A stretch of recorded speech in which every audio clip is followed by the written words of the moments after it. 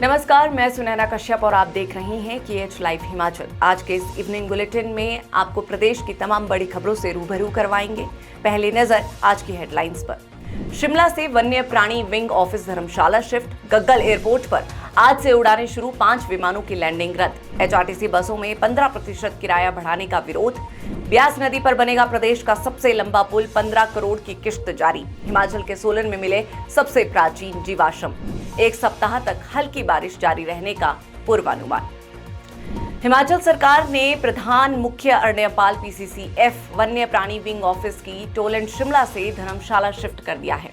इसे लेकर बुधवार को नोटिफिकेशन जारी कर दी गई है। इसमें तुरंत ऑफिस को शिफ्ट करने को कहा गया है। इन आदेशों के बाद PCCF ऑफिस के लगभग 28 अधिकारी कर्मचारी धर्मशाला शिफ्ट होंगे। कैबिनेट ने बीते सप्ताह की वन्य प्राणी विंग को धर्मशाला शिफ्ट करने की मंजूरी दी थी। अब वन्य प्राणी विंग धर्मशाला में CPD KFW प्रोजेक्ट ऑफिस से चलेगा। भारत और पाकिस्तान के बीच हाल ही में बड़े तनाव के कारण देश भर के कई हवाई अड्डों पर अस्थायी रूप से उड़ानों को रद्द कर दिया गया था। हिमाचल प्रदेश स्थित गग्गल एयरपोर्ट भी इस सुरक्षा व्यवस्था का हिस्सा बना रहा, लेकिन अब हालात सामान्य होने लगे हैं और बुधवार से गग्गल हवाई अड्डे पर हवाई सेवाएं एक बार फिर बहाल हो गई हैं। बुधवार को गग्गल एयरपोर्ट पर कुल 3 विमानों की लैंडिंग हुई।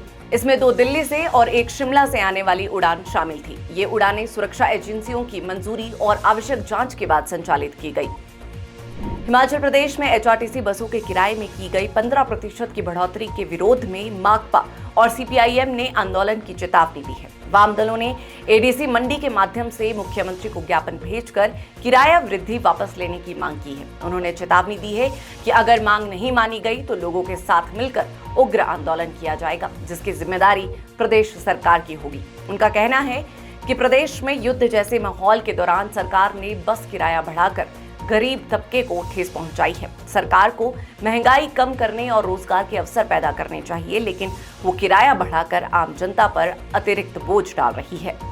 विधानसभा क्षेत्र फतेहपुर में पौंग बांध के पास ब्यास नदी पर प्रदेश का सबसे लंबा पुल बनाने के लिए लोक निर्माण विभाग को केंद्र सरकार ने 15 करोड़ रुपए का बजट जारी कर दिया है। केंद्रीय सड़क एवं अवसंरचना कोष के तहत सेतु बंधन योजना के अंतर्गत पौंग बांध के डाउन स्ट्रीम पर 104 करोड़ रुपए से लगभग 800 मीटर लंबा पुल बनेगा। बजट की मंजूरी मिलने के बाद अब पुल के निर्माण के लिए टेंडर कर दिया गया है।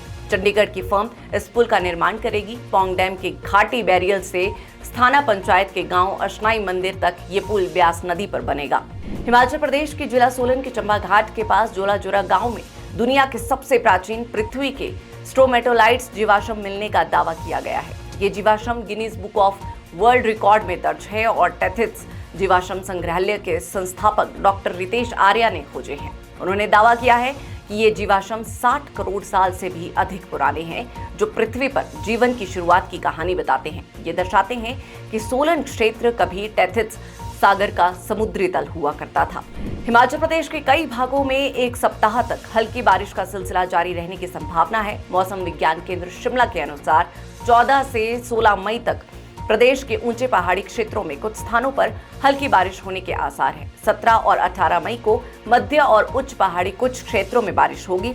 19 और 20 मई को कुछ स्थानों पर हल्के से मध्यम बारिश का पूर्वानुमान है। वहीं अगले 5 दिनों के दौरान राज्य के कुछ भागों में अधिकतम और न्यूनतम तापमान में धीरे धीरे लगभग 2 से 3 डिग्री सेल्सियस की वृद्धि होने की संभावना है। आज के इस बुलेटिन में इतना ही। ऐसे ही तमाम अपडेट्स के लिए जुड़े रहिए KH लाइव हिमाचल के साथ।